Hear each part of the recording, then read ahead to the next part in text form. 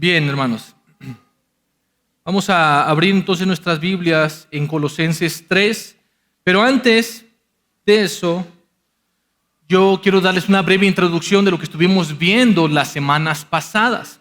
Las semanas pasadas estuvimos estudiando el capítulo 2 y estábamos viendo que Pablo advertía a la iglesia de Colosas, ¿verdad?, acerca del riesgo de las falsas y vanas enseñanzas. Vimos la semana pasada, nuestro hermano José nos explicaba que había una enseñanza como el legalismo, que era hacer una serie de cosas, de normas, de leyes para alcanzar la salvación. También nos habló acerca del ascetismo, que era dejar de hacer ciertas cosas también para alcanzar el favor de Dios.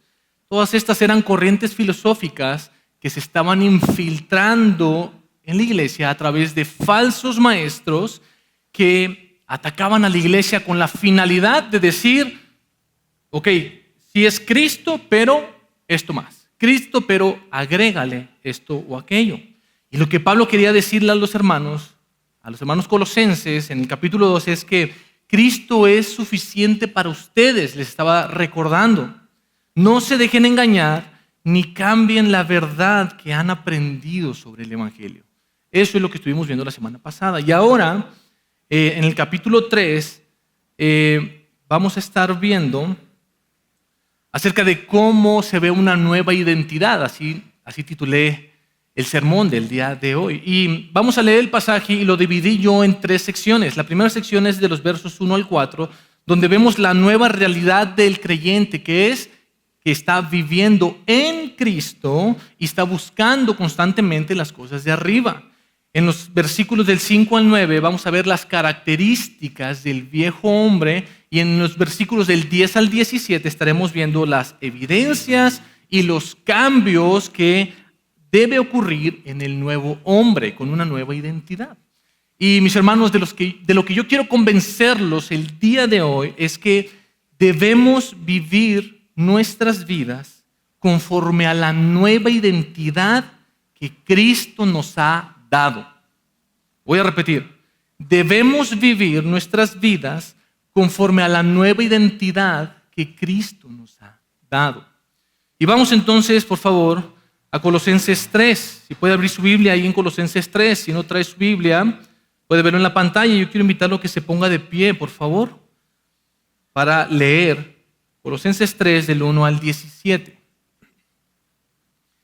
Y dice, si ustedes pues han resucitado con Cristo, busquen las cosas de arriba, donde está Cristo sentado a la diestra de Dios.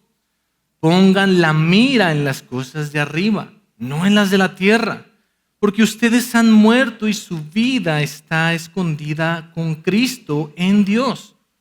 Cuando Cristo, nuestra vida, sea manifestado, entonces ustedes también serán manifestados con Él en gloria. Por tanto, consideren los miembros de su cuerpo terrenal como muertos a la fornicación, la impureza, las pasiones, los malos deseos y la avaricia, que es idolatría. Pues la ira de Dios vendrá sobre los hijos de desobediencia por causa de estas cosas, en las cuales ustedes también anduvieron en otro tiempo cuando vivían en ellas. Pero ahora desechen también todo esto: ira, enojo, malicia, insultos, lenguaje ofensivo de su boca. Dejen de mentirse los unos a los otros, puesto que han desechado al viejo hombre con sus malos hábitos y se han vestido del nuevo hombre, el cual se va renovando hacia un verdadero conocimiento conforme a la imagen de aquel que lo creó. En esta renovación no hay distinción entre griego y judío, circunciso e incircunciso, bárbaro, escita, esclavo o libre, sino que Cristo es todo y en todos. Entonces, ustedes como escogidos de Dios, santos y amados, revístanse de tierna compasión, bondad, humildad, mansedumbre, paciencia, soportándose unos a otros y perdonándose unos a otros. si alguien tiene queja contra otro. Como Cristo los perdonó, así también háganlo ustedes. Sobre todas estas cosas, vístanse de amor, que es el vínculo de la unidad. Que la paz de Cristo reine en sus corazones, a la cual en verdad fueron llamados en un solo cuerpo. Y sean agradecidos. Que la palabra de Cristo habite en abundancia en ustedes con toda sabiduría, enseñándose y amonestándose unos a otros con salmos, himnos y canciones espirituales, cantando a Dios con acción de gracias en sus corazones. Y todo lo que hagan, de palabra o de hecho, háganlo todo en el nombre del Señor Jesús, dando gracias por medio de Dios, dando gracias por medio de Él a Dios el Padre. Bien, hermanos, pueden tomar sus asientos, por favor. Y quiero comenzar diciendo esto. La Real Academia Española define la palabra identidad como un conjunto de rasgos propios de un individuo o de una colectividad que los caracteriza de todo lo demás. Si yo a usted le preguntara, por ejemplo, ¿cuál es la identidad o qué es lo que caracteriza a un deportista o a un atleta de alto rendimiento? Muy seguramente tal vez usted me pueda decir que es una persona que deja de hacer o hace ciertas cosas. Por ejemplo, un deportista, un atleta, va a dejar de consumir carbohidratos, alcohol, va a dejar de consumir comida chatarra, gaseosas, y por el lado contrario se va a levantar temprano, va a desayunar de manera nutritiva, va a hacer ejercicio, esto porque ya él es un atleta, esa es su identidad. Ahora bien, yo quiero hacerle una pregunta y quisiera que usted mantenga esta pregunta en su mente durante todo el pasaje. ¿Cuál es la identidad de un cristiano? ¿Qué es lo que caracteriza a un creyente? Y vamos a ver qué es lo que nos dice el pasaje. En la primera sección, lo que Pablo está queriendo recordar a los colosenses es acerca de su nueva identidad, de su nueva realidad que es en Cristo. Y comienza diciendo, si ustedes, ahí en el verso 1, si ustedes pues han resucitado con Cristo. ¿Por qué les está recordando esto? Bueno, previamente en el capítulo 2, versos 12 y 13, Pablo les dice que han muerto con Cristo y han resucitado con Cristo mediante la fe en el poder de Dios. O sea, ahora ellos que han puesto su fe en que Dios ha resucitado a Cristo de entre los muertos, aquellos que ponen la fe en Cristo también han resucitado con Cristo. Y esto también aplica para nosotros, hermanos. Aquellos que hemos puesto nuestra fe en Cristo, esta es nuestra realidad. Ahora hemos pasado de muerte a vida. La Biblia nos dice que estábamos muertos en nuestros delitos y pecados. Y si nosotros ponemos nuestra fe en Cristo y en su obra salvífica, entonces nosotros ya hemos resucitado con Cristo. Mire lo que dice 2 Corintios 5:17. Si puede buscar ahí en su Biblia, 2 Corintios 5:17. Y dice, de modo que si alguno está en Cristo, ¿qué dice? Nueva criatura es. Las cosas viejas pasaron, ahora han sido hechas nuevas. Somos una nueva criatura para aquellos que estamos en Cristo, aquellos que hemos depositado nuestra fe en Cristo, aquellos que hemos hecho a Cristo nuestro Señor y nuestro Salvador, somos unas nuevas criaturas. Pero Pablo les continúa diciendo a los colosenses, ok, si ustedes han resucitado, si ustedes ya tienen una nueva identidad, si ustedes ya tienen una nueva realidad, entonces ustedes deben buscar las cosas de arriba, donde Cristo está sentado, continúa diciendo. Deben poner su mirada arriba y no en las cosas de la tierra. Jesús mencionó algo parecido en Mateo 6:33, donde Jesús dijo: mas buscad primeramente el reino de Dios y su justicia, y todas estas cosas os serán añadidas. ¿Alguna vez usted se ha preguntado qué significa buscar primeramente el reino de Dios y su justicia? ¿Se ha preguntado qué significa poner nuestra mirada en las cosas de arriba? ¿Será acaso que tengo que caminar con la vista hacia arriba todo el tiempo? Incluso me voy a chocar porque estoy pensando siempre 24/7 en el banquete que me espera en el cielo, o en la casa que el Señor me fue a preparar, si será de 2 pisos o de 3 pisos. ¿Cómo será? No significa esto. Lo que Pablo está citando aquí y les está recordando es el Salmo 110, y reafirma que Cristo está en el cielo a la diestra del Padre. El Padre le ha dado a Cristo un lugar preeminente, un lugar por encima de todos, un lugar a donde nosotros podemos voltear y ver y saber que Cristo está sentado. Una característica de un cristiano, de un creyente, es que está buscando constantemente las cosas de arriba, el reino de Dios y su justicia. La Biblia también nos dice que todo lo que hagamos, lo hagamos como para el Señor. Entonces, la manera en la que yo pienso, la manera en la que yo hablo, la manera en la que yo actúo, tiene que mostrar una evidencia de que estoy buscando las cosas de arriba. Debemos buscar una vida, hermanos, que agrade constantemente al Señor. Vivir buscando las cosas de arriba tiene que ver con todo aquello que le da gloria al Señor. Simplemente debemos hacernos una pregunta: ¿esto que voy a hacer, esto que voy a decidir, esto que estoy pensando, le da la gloria al Señor? Si su respuesta es sí, entonces está buscando las cosas de arriba. Pero si su respuesta es no, entonces estamos poniendo nuestra mirada en lo terrenal. Ese terrenito que me quiero comprar, ¿para qué es? Ese carro que me quiero comprar, ¿para qué es? Esa ida a la playa que yo quiero hacer, ¿para qué es? ¿Para la gloria del Señor? Para que le demos la gloria al Señor buscando las cosas de arriba y poniendo nuestra mirada en las cosas de arriba.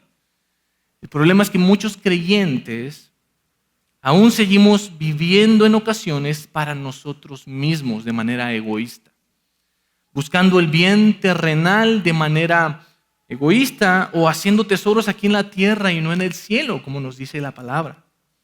¿Recuerda el acontecimiento con el joven rico? ¿Qué le dijo el Señor? Vende todo lo que tienes y dáselo a los pobres.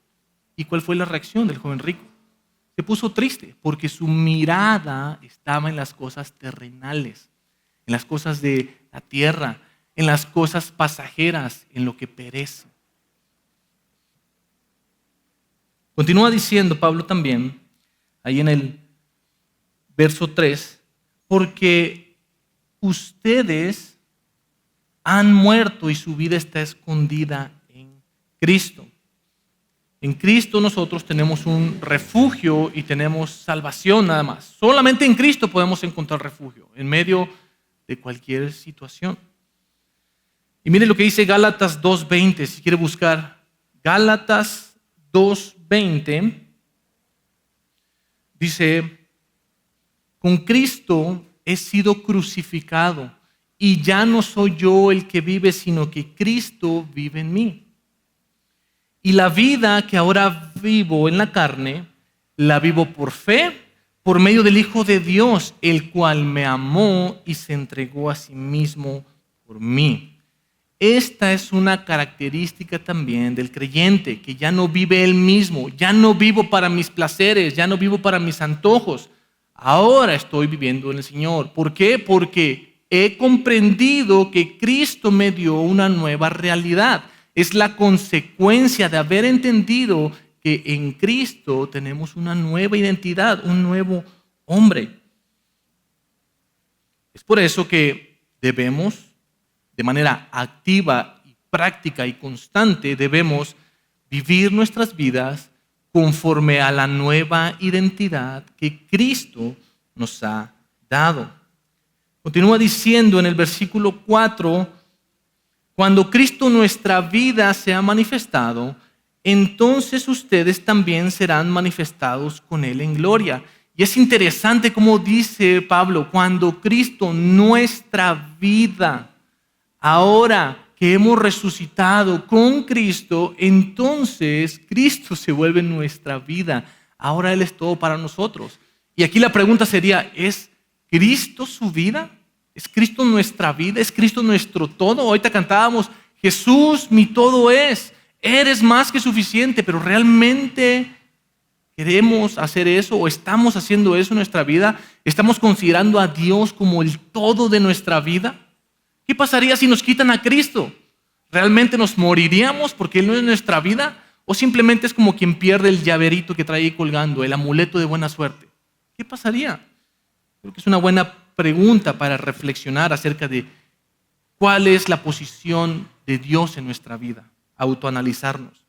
Y mientras estamos buscando las cosas de arriba y mientras ponemos nuestra mirada en las cosas de arriba, tenemos la promesa de la segunda venida de nuestro Señor Jesucristo, donde por fin nuestra identidad será manifiesta, nuestra realidad será manifestada por completo, perfecta, como la de Cristo.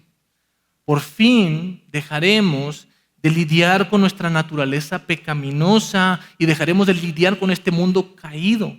Por fin podremos gozar de ese galardón prometido que tanto anhelamos, que el Señor nos ha prometido. En la segunda sección, veremos en los versos del 5 al 9, Pablo hace un contraste entre el viejo hombre y el nuevo hombre y cómo luce la vida antes de Cristo. Mire lo que dice el del verso 5 al 7. Por tanto, consideren los miembros de su cuerpo terrenal como muertos a la fornicación, la impureza, las pasiones, los malos deseos y la avaricia, que es idolatría. Pues la ira de Dios vendrá sobre los hijos de desobediencia por causa de estas cosas, en las cuales ustedes también anduvieron en otro tiempo cuando vivían en ellas. La versión Reina Valera comienza diciendo, haced pues morir lo terrenal en vosotros. Eso implica una acción.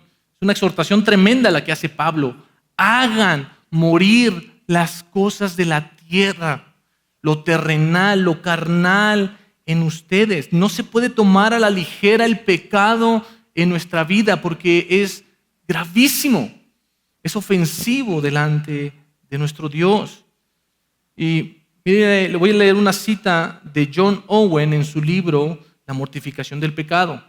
Hace una pregunta y dice, ¿mortifica, o sea, hace morir usted sus pecados? ¿Mortifica usted sus pecados? Su vida depende de esto. No deje de hacerlo ni siquiera por un solo día. Mate al pecado o el pecado matará su gozo y su paz. En otras palabras, si no matas el pecado en tu vida, el pecado te va a matar a ti. Implica una acción. Un creyente que ha entendido su nueva identidad, que entiende que ha resucitado con Cristo y que ya no vivimos para nosotros, sino para Cristo, entonces vamos a actuar de esta manera, de manera intencional. Todos los días nos levantaremos con el conocimiento de que tenemos una batalla constante con el pecado. El rezago del pecado va a seguir morando en nuestras vidas porque estamos en un mundo caído y tenemos una naturaleza pecaminosa. Por lo tanto, vamos a seguir lidiando con el pecado. Tenemos que tener el conocimiento de esto para que podamos luchar en contra de esto. Pablo también lo decía así en 1 Corintios 9:27. 1 Corintios 9:27, Pablo se ponía como ejemplo diciendo, pongo mi cuerpo bajo disciplina y lo hago obedecer. No es de que se me chispoteó, es que no quería, pero se me fue. Tomamos decisiones constantemente, hermanos. ¿Qué decisión vas a tomar cuando venga la tentación, cuando venga el pecado a nosotros? ¿Qué nos hace pensar si Pablo, que fue un maestro de maestros y fariseo de fariseos, hacía esto de manera intencional y activa? ¿Qué nos hace pensar que nosotros podamos dejar de hacer estas disciplinas espirituales? Pablo también enumera todos estos pecados que leímos en el verso 5, porque muy constantemente estaremos lidiando con estos pecados. Todos estos pecados sobre la sensualidad y la sexualidad también. Tenemos que entender que mientras estemos vivos, vamos a estar lidiando con los restos del pecado en nuestra vida. Recuerda lo que dice Romanos 3:23, todos hemos pecado y estamos destituidos de la gloria de Dios. Esa es nuestra condición. La manera en la que entendí el libre albedrío es que nuestro libre albedrío solamente nos sirve para correr en contra de la cruz, huir de Cristo, pecar, porque esa es nuestra naturaleza. Dicen por ahí que para que puedas vencer a tu enemigo tienes que conocerlo. Tenemos que conocer cuál es nuestra condición, de dónde venimos y de dónde Dios nos ha sacado. Pablo dice también que tenemos que dejar atrás todas estas cosas porque traerán la ira del Señor. Romanos 3:23 dice que todos hemos pecado y que estamos apartados, separados de la gloria de Dios. Y Romanos 6:23 dice que la paga del pecado es muerte, pero el regalo de Dios es vida eterna. Esta es una característica también del viejo hombre que tiene su vista puesta en las cosas de arriba. En las cosas de la tierra. El viejo hombre mantiene su vista en las cosas de la tierra y se mantiene en su pecado. No quiere cambiar. También continúa Pablo diciendo en los versos 8 y 9, pero ahora desechen también todo esto: ira, enojo, malicia, insultos, lenguaje ofensivo de su boca. Dejen de mentirse los unos a los otros, puesto que han desechado al viejo hombre con sus malos hábitos. Pero ahora, es decir, ahora que ustedes tienen una nueva identidad, tienen que dejar de hacer esto que es una característica del viejo hombre: ira. ¿Es usted iracundo, enojón, violento? Enojo. Se molesta fácilmente cuando se le cruza el carro. Se enoja fácilmente cuando las cosas no salen como usted quería. Es explosivo, etc. Malicia. ¿A usted le da gusto, por ejemplo, cuando le va mal a su prójimo? Usted dice cosas como: qué bueno que le pasó eso, se lo merecía porque era así y era así. Bueno, esa es una característica del viejo hombre. Insultos, lenguaje ofensivo. ¿Cómo se expresa, por ejemplo, de las autoridades? ¿Cómo se expresa, por ejemplo, cuando está en su casa, en confianza con su esposa? ¿Cómo se expresa cuando está con sus amigos en un ámbito de confianza? ¿Cómo es su lenguaje? Mentira. ¿Hablamos siempre con la verdad? ¿Estamos diciendo siempre la verdad o caemos en mentiritas blancas, mentiritas piadosas? No existen. Muchos de estos pecados, incluso en el ámbito cristiano, Pablo los está enumerando porque muchas veces las pasamos como algo inofensivo. Algo así como: es que pues yo soy así nací y así me moriré. O cosas como peores aún, como: es que Dios así me hizo y si así me hizo, pues es que ¿para qué cambio? No, hermanos, tenemos que vivir en nuestra nueva identidad. Si ya hemos depositado nuestra fe en Cristo, tenemos que vivir en una nueva identidad. Hemos resucitado con Cristo. Ya no podemos seguir alimentando al viejo hombre con estos pecados, con iras, con enojos, con avaricia, con todo esto. Porque ya hemos entendido que tenemos una nueva identidad. Y la evidencia visible es que estamos desechando de manera activa el residuo del pecado que mora en nosotros, como le leí en la cita de John Owen. Todos los días tenemos que matar el pecado. Escuché un pastor que decía: mátalo, ahórcalo, estrangula el pecado. De verdad, toma una acción fuerte, una acción necesaria para matar al pecado de tu vida. Continúa en el verso 10 diciendo, y aquí empieza una tercera sección donde vemos el contraste con el nuevo hombre. Ok, ya entendí que tengo una nueva identidad en los primeros versos, ya voy comprendiendo cuál es la característica del viejo hombre y ahora nos da el ejemplo o la evidencia del nuevo hombre. el cual, dice el versículo 10, se va renovando hacia un verdadero conocimiento conforme a la imagen de aquel que lo creó. Hermanos, nuestro cambio del viejo hombre al nuevo hombre es gradual. Somos restaurados progresivamente en medida que vamos haciendo los pasos necesarios en nuestro proceso de santificación. Y ojo, aquí no estoy diciendo que sigas una serie de normas para llegar a ser cristiano, porque eso es legalismo, es lo que estábamos viendo en el capítulo 2. Sino lo que estoy diciendo es que un creyente que ha puesto su fe en Cristo, entonces va a hacer estas cosas para que su naturaleza vaya cambiando. Como el ejemplo que le ponía del atleta. El atleta va a empezar a comer saludablemente, pero ya no va a correr los 5 kilómetros de la noche a la mañana. Tiene que empezar poco a poco, gradual. Primero va a correr 1 kilómetro, después va a correr 2 kilómetros y así sucesivamente. Así es nuestro cambio cuando estamos en Cristo. Pero este cambio, hermanos, requiere acción. No es automático, no es de la noche a la mañana, no es magia, requiere acción. Vea lo que dice Romanos 12, del 1 al 2. También Pablo, hablándole a los romanos, en Romanos 12, versos del 1 al 2. Por tanto, hermanos, les ruego por las misericordias de Dios, que presenten, es una acción, sus cuerpos como un sacrificio vivo y santo, aceptable a Dios, que es el culto racional de ustedes.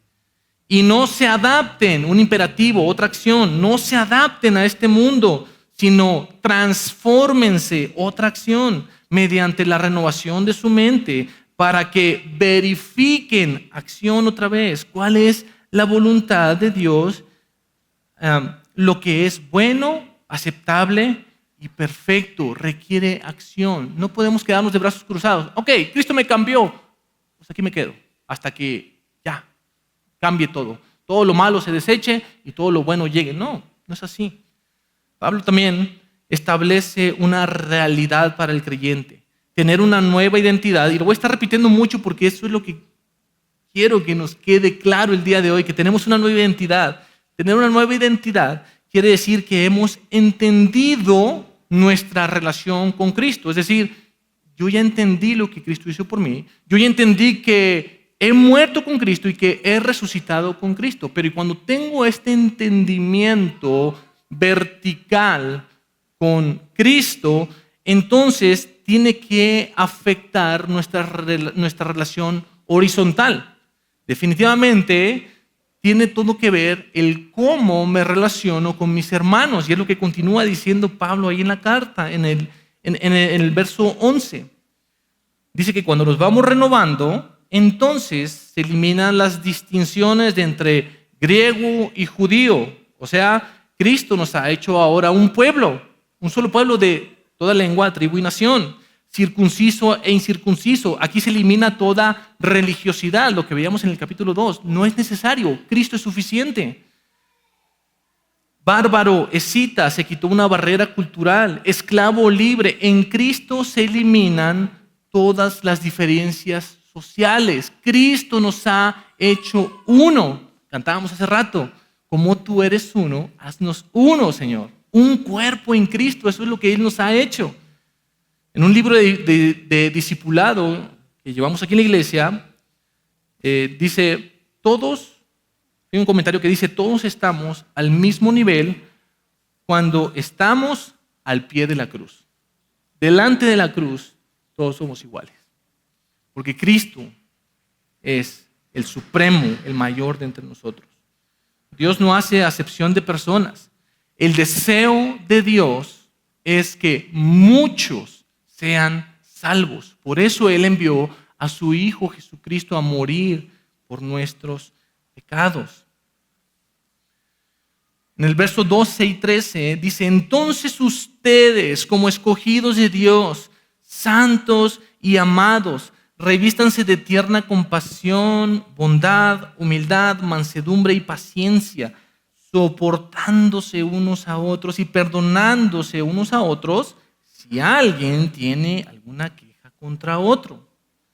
Pablo trae nuevamente a la mesa 3 gloriosas verdades para el creyente. Número 1 es que el creyente es escogido. Número 2 es que el creyente es santo. Y número 3 es que el creyente es amado. Si usted está en Cristo y ha depositado su fe en Cristo, debe recordar estas cosas siempre. Debe recordar estas cosas y reaccionar ante estas verdades. ¿Cómo? Glorificando el nombre del Señor, quien está sentado a la diestra del Padre. Glorificar a Cristo, porque por Cristo hemos sido escogidos, por Cristo hemos sido santos, por Cristo hemos sido amados. Por medio de Él, por Él y para Él fueron creadas todas las cosas. Usted y yo fuimos creados para glorificar el nombre de nuestro Señor Jesucristo. Hemos sido escogidos desde antes de la fundación del mundo. Hemos sido santos, apartados para el Señor. Ya le pertenecemos a Él. Hemos sido amados en Cristo. Dios nos mostró su infinito amor que sobrepasa aún nuestro entendimiento. No sabemos, no entendemos cómo es que Dios nos ha amado tanto. ¿Qué hicimos? Nada. ¿Y cómo se puede ver, cómo se ve un cristiano, un creyente que ha experimentado esto, que ha sido escogido, santo y amado? ¿Qué evidencias tiene? Bueno, revistiéndose, dice ahí el verso 13, revistiéndose de tierna compasión, bondad, humildad, mansedumbre, paciencia. Estas son las evidencias visibles de que el Espíritu Santo mora en nosotros. Mire lo que dice Gálatas 5, versos 22 al 25.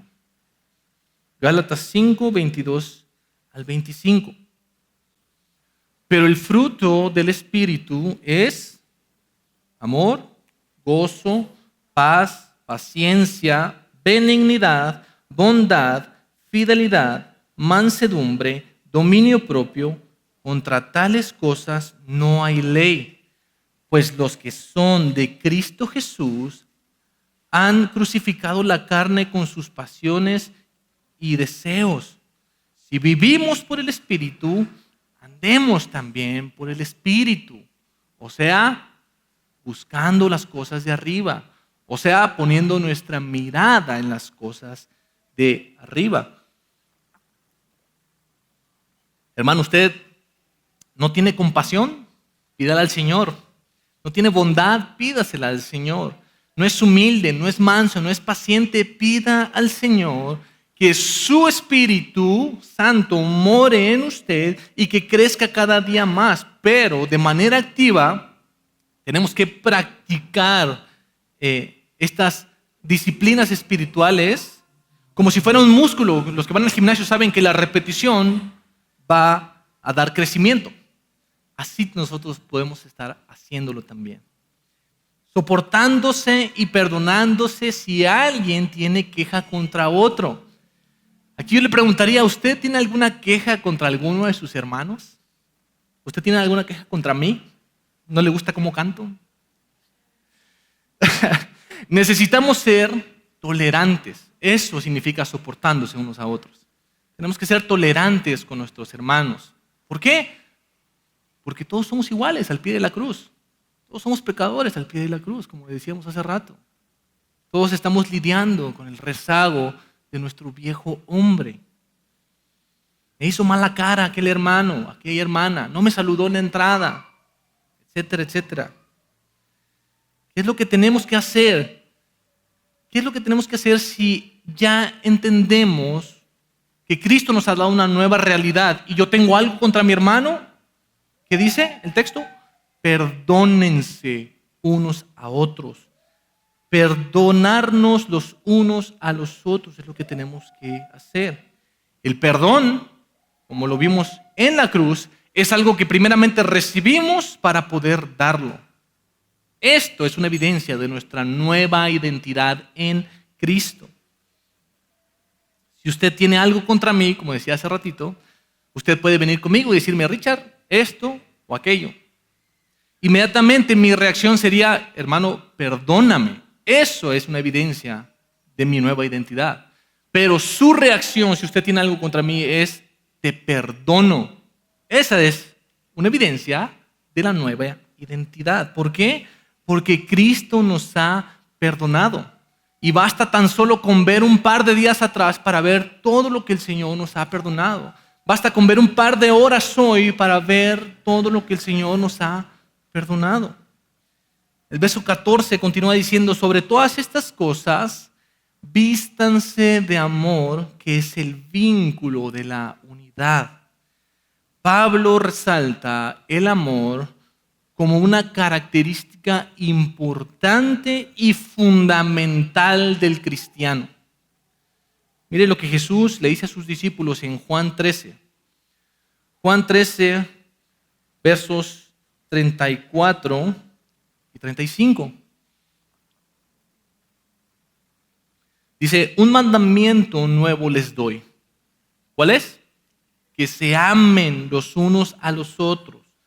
Que como yo los he amado, dice Cristo, dice Jesús, así también se amen los unos a los otros. En esto conocerán todos que son mis discípulos, si se tienen amor los unos a los otros.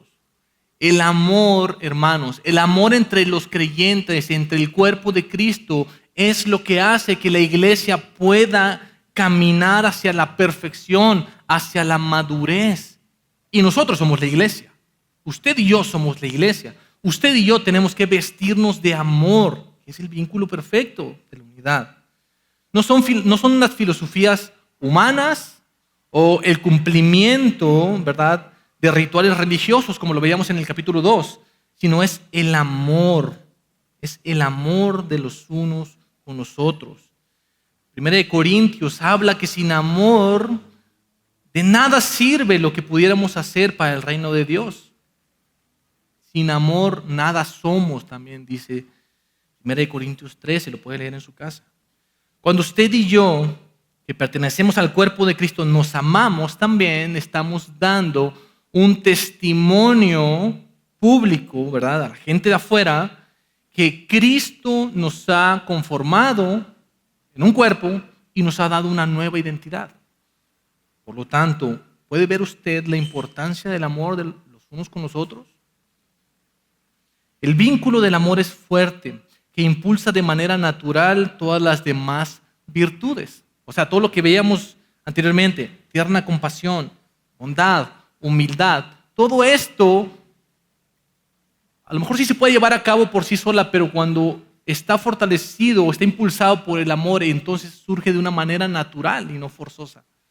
El amor es importante. La muestra de amor más grande fue la que Dios mostró. Dios el Padre nos mostró al enviar a su Hijo Jesucristo a morir en nuestro lugar para el perdón de pecados. En la parte final dice que la paz de Cristo reine en sus corazones, a la cual en verdad fueron llamados en un solo cuerpo, y sean agradecidos. Pablo desea también que los corazones de los colosenses sean gobernados por la paz de Cristo. Y bueno, también para nosotros. Una paz que al sabernos perdonados y reconciliados con Dios por los méritos de Cristo y porque Él nos está transformando, entonces vamos a responder en gratitud. ¿Cómo no vamos a responder adorando a nuestro Señor, glorificando a Cristo que está sentado a la diestra del Padre, si por Él fuimos perdonados? Por Él tenemos la paz para con Dios. Éramos sus enemigos, pero cuando pusimos nuestra fe en Cristo, entonces ahora ya no somos enemigos, ahora ya estamos en paz para con Dios. Que la palabra de Cristo habite en abundancia en ustedes, continúa ahí en el verso 16, con toda sabiduría enseñándose y amonestándose los unos a los otros, con salmos, himnos y cantos espirituales, cantando a Dios con acción de gracias en sus corazones. Mire cómo lo dice el pastor Sigfrido Guillén, así se llama, Sigfrido Guillén. Lo que dice este texto no es lean mucha Biblia y acumulen mucha Biblia y aguárdenla. No, lo que está diciendo este texto es acumulen mucha Biblia de tal modo que puedan hablar y transmitir mucha Biblia entre ustedes. Júntense ustedes, los creyentes, y usen su comunión para enseñarse, para amonestarse, para ayudarse, para edificarse y dar acción de gracias. Es por eso que nosotros cuando cantamos nos informamos por la palabra para poder responder de manera adecuada. Es por eso que todo lo que hacemos también tiene que estar informado por la palabra, que habite en nosotros la palabra para que podamos dar un buen consejo a nuestro hermano.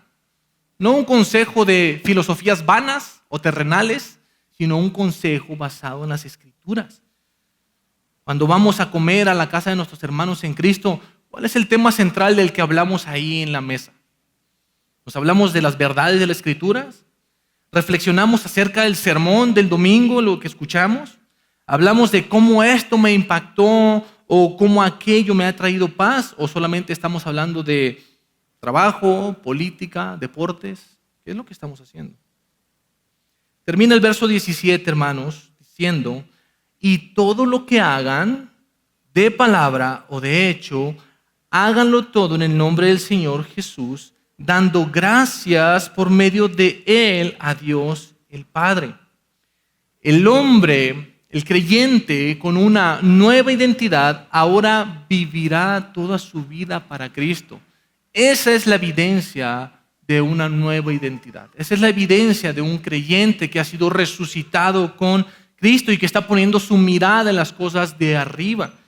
Ahora todo lo que pensemos, todo lo que digamos, todo lo que hagamos será impactado por el Evangelio. Todo lo veremos a la luz de las Escrituras para ver si esto o aquello es bueno o no hacerlo. Ahora viviremos cada día más en sujeción al Padre y en sumisión a su palabra, porque hemos entendido que tenemos una nueva identidad.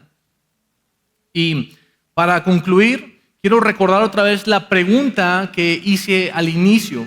La pregunta que le hacía era: ¿cuál es la identidad de un cristiano? ¿Puede usted identificar cuál es la identidad de un cristiano? ¿Qué es lo que caracteriza a un creyente? La identidad de un cristiano es aquella que ha entendido que tiene una nueva vida con Cristo, que su hombre viejo, carnal, ha muerto con Cristo y ha resucitado en una nueva vida con Cristo. También una característica de un creyente es que tiene que hacer morir al viejo hombre por todos los medios posibles. Tiene que poner todo su empeño, toda su acción en hacer morir al viejo hombre, y por el lado contrario se reviste todos los días de una manera activa, constante y consciente del nuevo hombre. Y si usted está aquí por primera vez y no ha puesto su fe en Cristo aún, y usted se ha identificado tal vez con las características del viejo hombre, yo quiero decirle dos cosas. Hay una buena noticia y hay una mala noticia. La mala noticia es que, como lo vimos en el pasaje, el permanecer lejos de Cristo traerá sobre usted la ira de Dios en el día del juicio final para condenación eterna. Si usted no deposita su fe en Cristo, esa será la consecuencia. Pero la maravillosa buena noticia es que Cristo vivió una vida perfecta de obediencia al Padre, y en la cruz Jesús pagó por nuestros pecados. Ahora lo que nosotros tenemos que hacer es depositar nuestra fe en Cristo Jesús, y en ese momento nosotros adquiriremos una nueva identidad que dará fruto.